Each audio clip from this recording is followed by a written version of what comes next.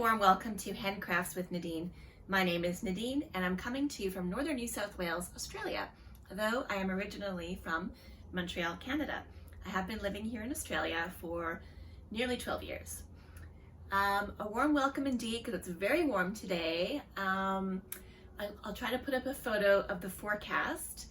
We kind of went from winter and then skipped spring, it seems, and are right into summer here in northern New South Wales. It's 27 degrees right now, so I'm not too sure how long we'll be able to keep this on for, but I'll try my best. Yeah, I think it was 30 degrees over the last 2 days, and yeah, it's very, very, very warm. In fact, yesterday I had the air conditioning on, so yeah, I'm not too happy about that. Okay, today I'm going to be talking to you about a finished object, which I casted on 2 days ago. So yeah, it's a hat, so you know, I didn't knit a whole sweater in 2 days, so I've got a finished hat. My work in progress is the Sunday cardigan that you've been seeing for the past couple of weeks, so I'm going to show you how I'm going on that. I'm going to talk to you about something that I discovered about in Ireland. They have cables that are from family clans. Each clan has got a specific cable, so I'm going to talk a little bit about that. And finally, I'm going to talk to you about my kombucha, how that's going. Okay, I'll just start with what I'm wearing, if I can manage to keep this jumper on. Cardigan, rather. This is the Corran cardigan by Rebecca Clow from the Creabea. And I knit it in Holst Coast. I think the color is called, hold on. Do I still have it? I think I still have it. I think I was gonna say the wrong color. Yeah, I still have some. Dark navy. So it's Holst Coast, which is 55%, I thought it was 50. 55% lamb's wool and 45% cotton. So yeah, I can kind of get away with wearing this today because it is nearly half cotton and it's got all these holes in it, which are amazing. Last week I said I've ordered yarn to make another one of these. I feel like it's probably my most worn cardigan because here in Australia, it's great for kind of in between seasons. So except for now, because now it's very hot. Also, hopefully this isn't too much information, I just started getting hot flashes. Yay!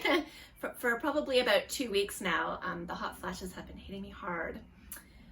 Okay, so yeah, this is a wonderful, wonderful cardigan. I'm gonna knit another one for sure, maybe in a little bit of a bigger size. And I do like the V-neck because it does also come included in the pattern, a round neck, but I feel like for what I need it for, in the in-between, to just chuck over a dress, it's perfect as the V-neck, kind of hangs down. But I might go up a size, I think, just to make it a little bit bigger and maybe a little bit longer because it is very cropped. And the dress I'm wearing underneath is a Hinterland dress, one of my favorites, by Liberated. I sewed this out of 100% linen fabric, which I got from a duvet cover from H&M. I've sewn many things from the duvet cover there, and mostly it's gray, but I actually found a green one. And so that's what I used for this. I was able to make a dress and a skirt out of this fabric. It's not really the most Nadine color. It's very pale. That's why I've got this navy blue on top to kind of, yeah, make it not wash me out so much. And this necklace always helps. Oh, this is an amber necklace. It has a few other crystals on it as well.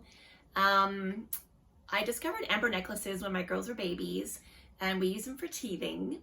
They're really great for helping with inflammation. And then, yeah, I always wanted to wear one myself, but I don't really like the orange that amber comes in. And so I discovered that amber also comes in this cherry color. So I don't know if you can see, some of them are like a dark a dark red, and so that's, oh, it's on backwards. A dark red, and that's the cherry amber. So I was very excited when I found this, and it also has blue and greens, which I love. So yeah, it'll kind of help mitigate this sage green, which really I don't really have much business wearing. Okay, that's all I have to say about what I'm wearing. And so yeah, my finished object. So yeah, I think 2 days ago I cast on, in the evening, I cast on the Midvale hat, and that is a pattern, a free pattern by Gagnon Osborn, who has, I think, a whole bunch of free chunky weight, bulky weight hat patterns. So this is what I knit.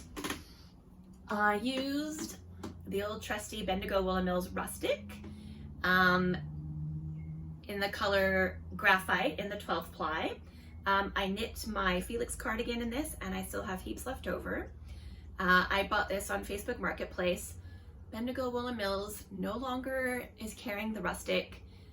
From what I've seen, it does kind of pop back every now and then, but if anyone has any contacts there, or if anyone from Bendigo Wool & Mills is watching this, please, please, please bring back Rustic. Maybe not now, I know we're going into summer, and they do sell a lot of cotton yarns, but for next autumn, please bring back the Rustic. I'm begging you. I love it so much. It's wonderful. Okay, enough waxing poetic about that. Here's the hat. It is cabled. You probably can't tell. That's because this yarn is very dark. But I think when worn outside and on a head, I think you will be able to see at least that it's got some texture. It's still a little bit wet because I blocked it yesterday. It's for my brother. He is not watching this podcast, so I'm not worried about spoiling it. But as I've mentioned, my girls and I are going to go visit my mom in Calgary, and my brother also lives there with his wonderful wife and their 2 kids. And so last time we visited 2 years ago, I knit him and his wife some socks, but this time I thought that I would go with some hats because, yeah, I'm not too sure. I haven't heard back from them how they go wearing wool socks. Not sure if it's really their thing, but definitely in Canada in winter, everyone wears a hat. So I've knit him a hat. The pattern was really easy, really cool the way that you cast on. You do, I've never done this before, but purl 2, knit 1, purl 1, knit 1. This is a free pattern, I'm not giving away anything. Purl 2, knit 1, purl 1, knit 1, purl 2. And then that really cleverly makes it so the pattern kind of carries up into the rest of the hat, which I really loved. I thought it was a nice attention to detail. Now that I look at it, it's not so bad, but when I was knitting it, I found it a bit curious at the top. The repeat is 4 rows, and then for some reason, when you get to the decreases, one of the repeats is only, like before you do the next cable, it's only 3 rows. So that kind of shortened that little section. And then the next one was 5.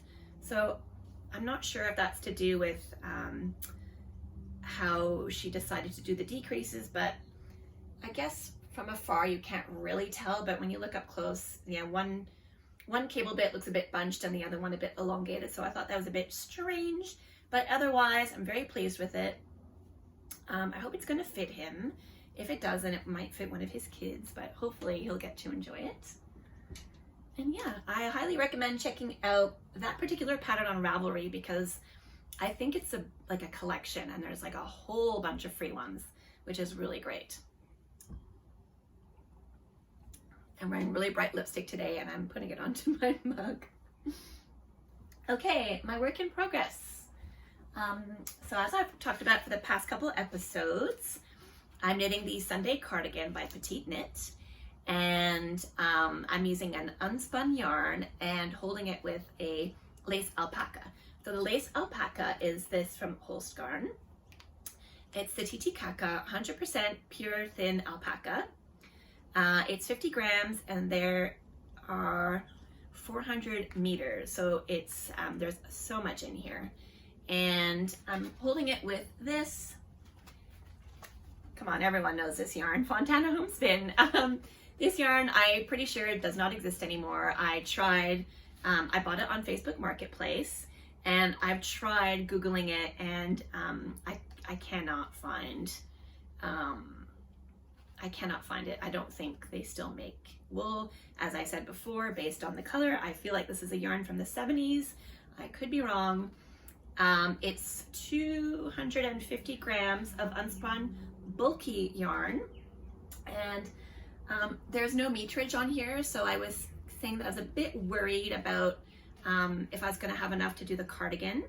The only information they give you on here is sizes 55 to 65 centimeters 1 pack, sizes 70 to 85 centimeters 2 pack, and sizes 90 to 105 centimeters 3 pack. So I had 2 of these, and I was like, you know, I took my measurements. I was like, oh, am I going to have enough? But, you know, what are you knitting with this? Are you knitting a great big oversized sweater? Are you knitting, you know, a more fitted? So it would have been nice if the meterage was on here. But anyways, I finished the body, and I broke into this second plate only a little bit, if you can see. Yes, I'm gonna have more than enough. I'm actually gonna have some leftover, which is a bit exciting. And after casting off, I think I haven't gone into the second one yet. I think I must have a little bit left. Hey, there you go. I can figure out the meterage, because this one had 400 meters and I had, you know, a little bit left over. So I guess that was about almost 400 meters for 250 grams. There you go. Yeah, so I, excuse me, I finished the body, and I'm going according to the pattern with how much length to do before the ribbing, and then I did the recommended amount of ribbing. The thing that I changed here, yeah, it's really hard to tell, but as I said last week, I really didn't like the harsh line that was created by when you go from ribbing into stockinette. And what else? Yeah, so what I decided to do was, on the first round of regular stockinette, in between all of these pearls, I did an extra little bit of 2 purl stitches just in the middle to kind of, I thought, blend it in a little bit better. So I don't know, did it make a difference? I'm not really sure. I did contemplate, as I said last time, doing the whole thing ribbed, but then I thought that might affect the fit. It might make it a little bit too narrow fit, where this is meant to be a bit more oversized-ish. I did the size medium on the recommended needles, which is, I think it was 6 centimeters for the ribbing and 7 centimeters for the stockinette. And, oh yeah, so I've spoken before about how I absolutely love the Italian sewn bind off. I'm starting to get a bit sweaty. Is it a hot flash? Is it that it's really hot in here and I am inappropriately dressed? We'll see. So I started doing the Italian sewn bind off with the unspun held with the lace alpaca. And I had a feeling it wasn't going to work because it is unspun, but I did mention that because this is bulky, it is quite strong for an unspun. So I thought, oh, maybe it'll work. I'll give it a go. So I managed to do just a few stitches, and then it kept breaking. So I said, oh, forget about it. So, but then luckily I remembered that this has the button band that you knit as you go. So I actually managed to do the button band in the Italian sewn bind off, and then I just did regular binding off in pattern. And then when I got to the end, I thought, let me have a go again at the sewn bind off, and it worked. So I did the sewn bind off for the end. Why am I even saying this? No one is going to look at it that closely and go, oh yes, look how the stitches continue on the button band, yet not on the ribbing. Anyways, that's just what I did. All right, that's enough about that. Okay, I gotta take this off. Sorry. Okay, so I watched the podcast of the lovely Leslie Friend, a friend to knit with, and she was talking about in one of her recent episodes that she had gone on a trip to Ireland. And I know I say I'm living in Australia and I'm from Canada, but my heritage is from Ireland. Ireland, Scotland, and England, you know, a typical, you know, most Montrealers that I went to school with were pretty much that combination, or Italian or Greek, at where I grew up anyways, in the West Island. But yeah, so she went to Ireland, and she was talking about these Aran sweaters that she saw for sale, and she was talking about how each clan had their own cabled pattern for the fishermen to wear. And I feel like that was a way to identify, she didn't say this, but maybe I've heard before that it was to identify them in case something happens, and maybe, you know, they get discovered somewhere. I don't want to say, you know what I mean? And then they can go, oh, that's O'Brien. Look at, that's an O'Brien because he's wearing the O'Brien. Oh, that's really dark. I'm sorry. But anyways, each family clan has a cable pattern. And so I was really excited because my maiden name is Mullins, which is Irish. My great-great-grandparents immigrated from Ireland to Montreal, as there are, like I said, a lot of Irish in Montreal. That's why, one of the reasons why Montreal, even though it's in a French province, has a lot of English-speaking people. So, yeah, so she was talking about that, and then it made me really curious. So I Googled, there's a website called Glen Aran. So it's www.glenaran.com. And you can look up your last name. So my last name is Mullins, Mullins. But as you might know, which happened a lot with Jewish people as well, when they moved over to America, their last name got changed, maybe at Ellis Island or something like that. They didn't know how to spell their last name, so they gave them a different name. But yeah, so, but also in Ireland, you know, it could be O'Brien, or, you know, Mick something, which I think is something to do with, like, one means son of, one means grandson of. But anyways, so there's lots of variations of the same name. And so yeah, on this website, there's just an alphabetical order of all the patterns that they have. And there was one for Mullin, Mullen, and I was like, oh, that's pretty close. And then as I clicked on it, it did say Mullen, McMullen, Mullins, and then a different spelling of Mullins, I think. So I was like, oh wow, that's my family's clan cable pattern. So I thought that was really, really cool. So I'll show a photo of it. And at first I thought it was just that I could buy the sweaters from them. But then I realized you buy the yarn. So they sell you a yarn kit, and that comes with the pattern. But I think you can also just buy the pattern because it comes with Irish wool, which I imagine, from what I've heard from, is it Woolly Mammoth Fibers? She had recently released some Irish wool, and even she admits herself that it is not soft. It is probably the scratchiest wool I think that she's ever felt. I forget what the sheep breed is called.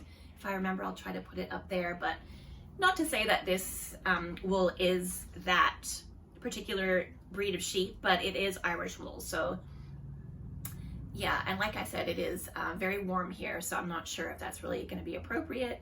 But yeah, I'm not even sure if I am going to knit this, but I just thought it would be really cool at least to have the pattern. So if one day I want to make that for, in an heirloom quality yarn that I could pass down, especially because, my kid's last name is not Mullins, it's my husband's last name. So it might be nice to have something from their mom's side of the family. And yeah, so that's what I had to say about that. And oh my goodness. Okay, another thing I should say is I'm not going to be able to record in my bedroom here for very long. This part of the house, or this only room actually, is an extension of the house. It was built when we bought the house. I think they had recently added it. It used to be the balcony, and they put walls around it and made it into a bedroom. But in the summer, it is the hottest room in the house.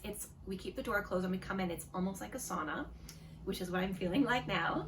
And then in winter, it is the coldest house in the room. It's crazy. There's we're on a balcony, so there's like nothing underneath us, and they did not put any insulation. I joke with my husband that I should knit a whole bunch of insulation to put under there, but yeah, so it gets very hot. So I'm gonna have to find a new spot to do my videos, which is a shame because I thought this spot is really cozy. But anyways, okay, kombucha. So last week I was talking about how I was getting interested in starting making kombucha again. I have made kombucha. I probably started making it about 10 years ago, and I made it for years and then just kind of got off it for whatever reason. Maybe when we moved here, just in the chaos.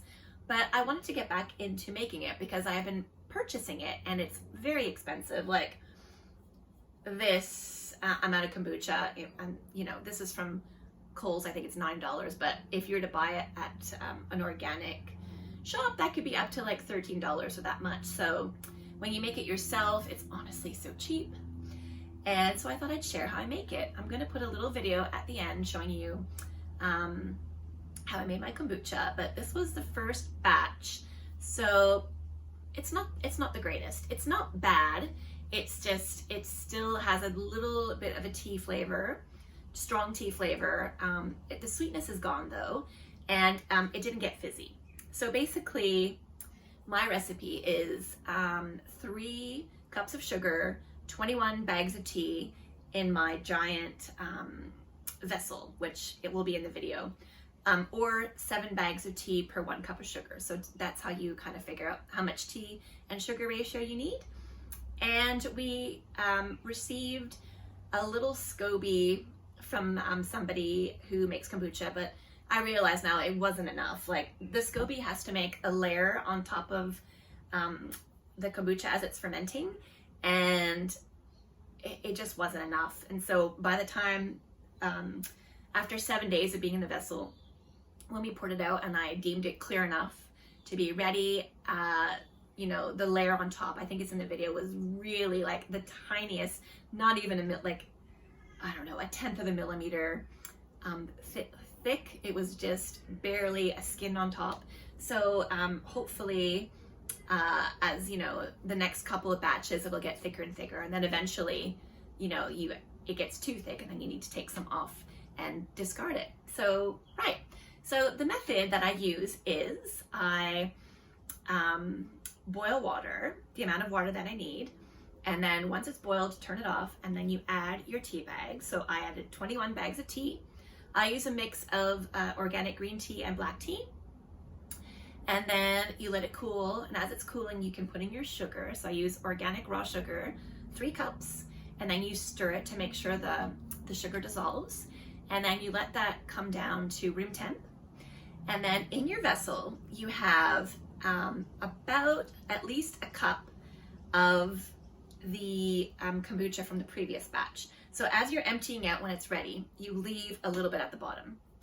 And then, you know, you get to making your tea. So once the tea's cooled down, you take out the tea bags and you pour it into the vessel. So that mixes with the last week's kombucha. And then the SCOBY's in there. And then you put your cloth covering on top because it needs to draw bacteria from the air.